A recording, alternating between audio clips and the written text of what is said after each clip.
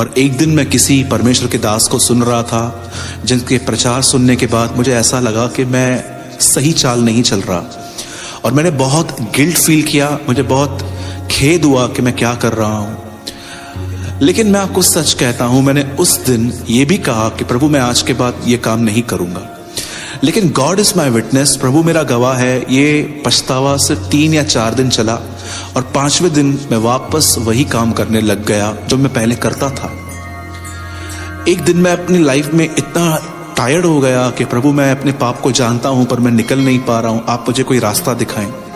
कई बार आपके साथ भी यही होता होगा, आप 1 जनवरी को या तो कोई वचन सुनने के बाद ये ठान लेते होंगे कि बस मैं आज के बाद नहीं करूंगा।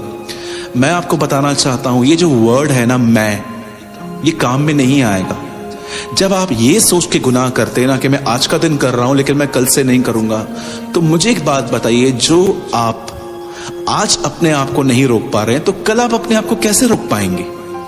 आइए मैं आपको एक बहुत छोटी सी काउंसलिंग देना चाहता हूं इस विषय में। आप सभी जानते हैं कि यीशु के 12 शागिर्दों में एक शागिर्द था, एक चेला था जिसका नाम था पतरस। और आप सभी जानते हैं कि एक समय था जब प्रभु यीशु मसीह ने ऐसा कहा कि मैं बहुत जल्दी मारा जाऊंगा, गाड़ा जाऊंगा, जी उठूंगा। तब आप जानते हैं बहुत अच्छे से कि पतरस ही था जिसने कहा प्रभु कि मैं आपके लिए मरने के लिए भी तैयार हूं और मैं आपके लिए बंदीगृह में जाने के लिए भी तैयार हूं। तब यीशु ने कहा, मुर्गे की बांग देने से पहले आज ही तू 3 बार यह कहेगा कि तू मुझे नहीं जानता, तू मेरा इनकार करेगा। क्या आप इस बात को जानते हैं पतरस ने क्या कहा था? पतरस ने कहा था, मैं आपके साथ बंदीगृह में जाने के लिए तैयार हूं। क्या आपको यह नहीं लग रहा कि पतरस सेल्फ कॉन्फिडेंस में था?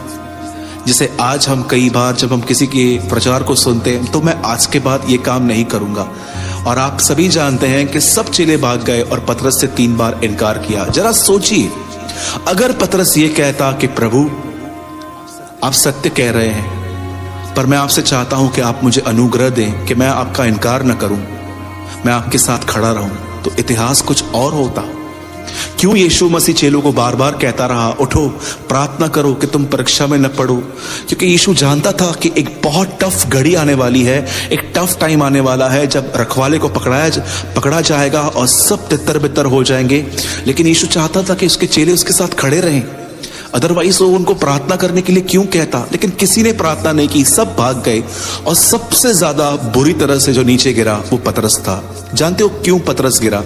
क्योंकि पतरस ने अपनी कमजोरी जानकर भी अपने आप को खुद संभालने की कोशिश की, पर पतरस यीशु के पास नहीं गया ये कहने के लिए कि प्रभु मैं जानता हूं जो आप कह रहे हैं ये सत्य है, ये हो सकता है, पर क्या आप मुझे अनुग्रह दे सकते हैं कि मैं आपका इनकार न करूं?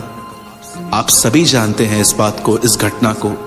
आज मैं आपसे पूछना चाहता हूं, जब कलीसिया के अंदर वचन सुनने के बाद या बाइबल पढ़ने के बाद आपको कहां पर भी खुदावन ये दिखाता है कि आप गलत हैं, तो आप क्या सोचते हैं? क्या बस मैं आज के बाद ये काम नहीं करूंगा? कि आप उसी परमेश्वर के सामने घुटने टेक कर ये कहते हैं कि प्रभु मुझे अनुग्रह दीजिए?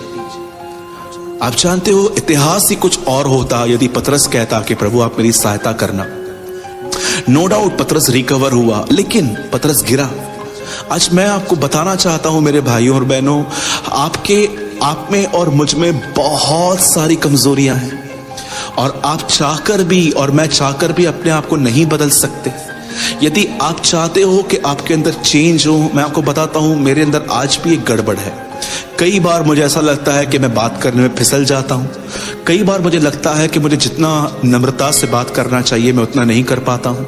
कई बार मैं अपनी जेंटलनेस खो देता हूं, अपनी कोमलता खो देता हूं, पर मैं जानता हूं कि ये मुझ में है, और प्रभु मेरा गवाह है, मैं प्रतिदिन परमेश्वर से कहता हूं प्रभु आप मुझे अनुग्रह दे, और मैं जानता हूं कि परमेश्वर मुझे आने वाले दिनों में विक्ट्री देंगे।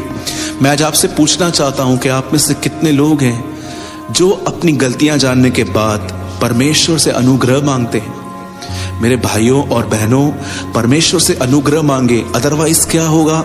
अगर आप फॉल होंगे अपनी जुबान में, अपने मन के थॉट्स में, एटीट्यूड में, तो मैं आपको बताना चाहता हूं डेविल आएगा और वो आपकी कमजोरियां आपको सामने लेके आकर आप पे दोष लगाएगा।